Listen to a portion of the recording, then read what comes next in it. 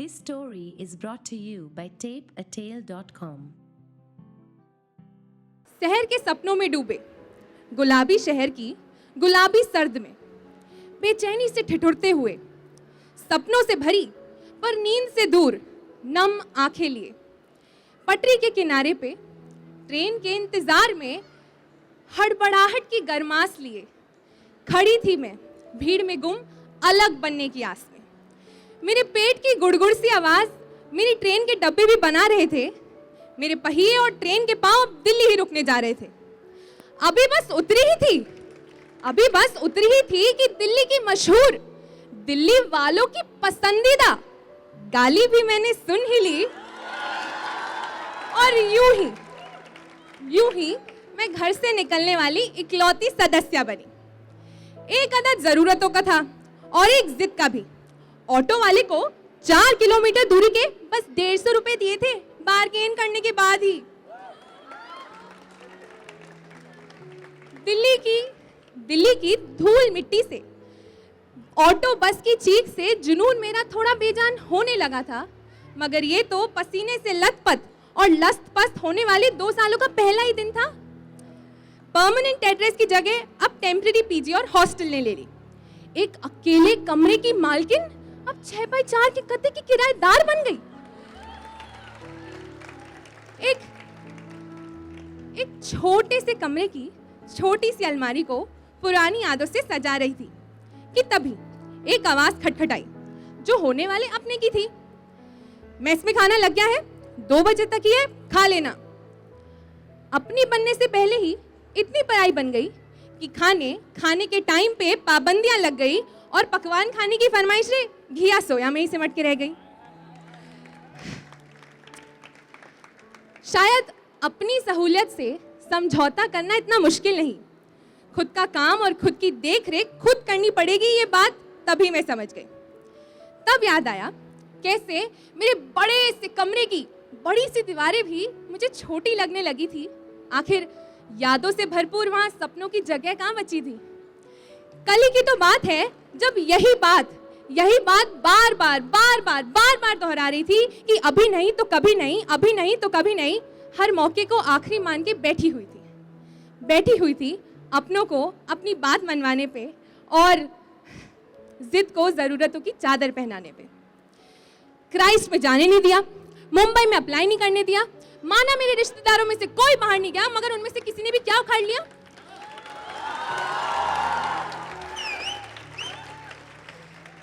दोस्त भी कह रहे थे कुछ नहीं से तो कुछ सही, पॉल साइंस नहीं तो फिलॉसफी सही। और मैं कौन सा घर छोड़कर जा रही हूँ यार, आऊंगी हर दूसरे हफ्ते। वैसे भी 3 साल बाद तो यहीं सेटल होना है ना। सेटल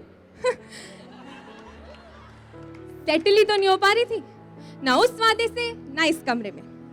वादे जब बादलों ने दोपहर की कड़कती धूप को हल्का कर दिया, मेरी मन की कश्मकश को हल्की सी मुस्कुराहट ने ढक लिया। इस मुस्कुराहट से जब दूसरे यात्री गणों से मिली मैं, तो वादा बेस्ट फ्रेंड्स हमेशा रहने का हम सब ने ले लिया। मित्रों से थोड़ी मन की बातें करी, swipe right, swipe up, swipe down से करीबियां बढ़ी।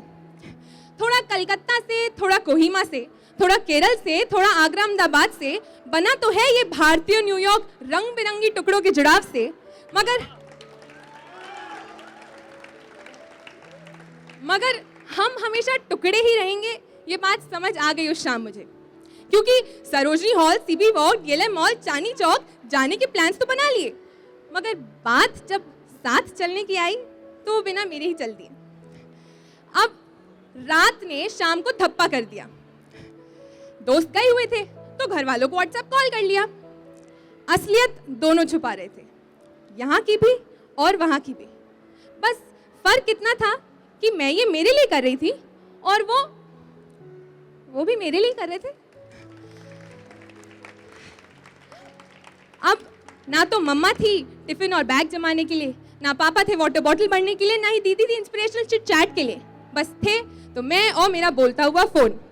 इस दिन पहली बार घर वालों से स्मॉल टॉक करी और इसी दिन मम्मा की फेक स्माइल से पहली बार मिली। कल कॉलेज का पहला दिन है तो नोटबुक वगैरह जमा ले, कपड़े साइड कर ले और जल्दी सो जा। मगर आज तो रात काली करनी है। आखिर सपनों से भरी नम आंखों में नींद कहाँ समानी है। इस बनी वाली लाइफ से लगाव जरूर था, इस बनी वाली लाइफ से लगाव जरूर था, मगर वेद ना बन जाऊं कहीं, इस बात से मन घबरा रहा था।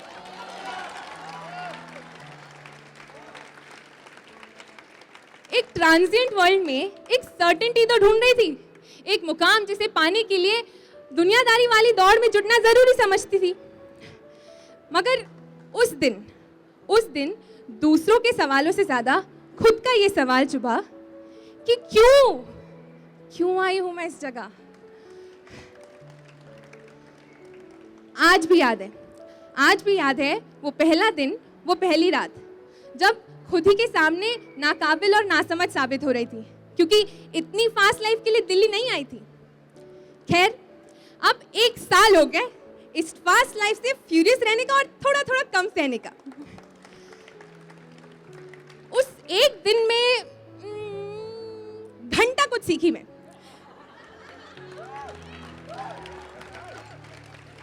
तभी तो पूरा 1 साल लग गया ये समझने के लिए कि रास्ते पर अकेले होकर भी खुश कैसे रहते हैं। हाँ, कभी कभार पोल्यूशन के मारे रास्ते भी नजर नहीं आएंगे, मगर यकीन की दवा से मेट्रो में सफर तय कराएंगे, और कुछ नहीं हुआ तो जयपुर दिल्ली के बीच में आंख में चोली खेलाएंगे।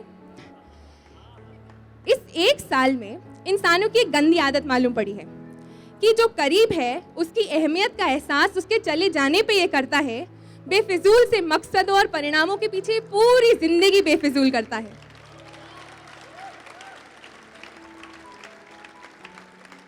तालाब को छोड़ समुंदर में डुबकी मारने का शौक चढ़ाता है, मगर दूसरी मछलियों को तैरता देख खुद डूबते दुबकते नजर आता है।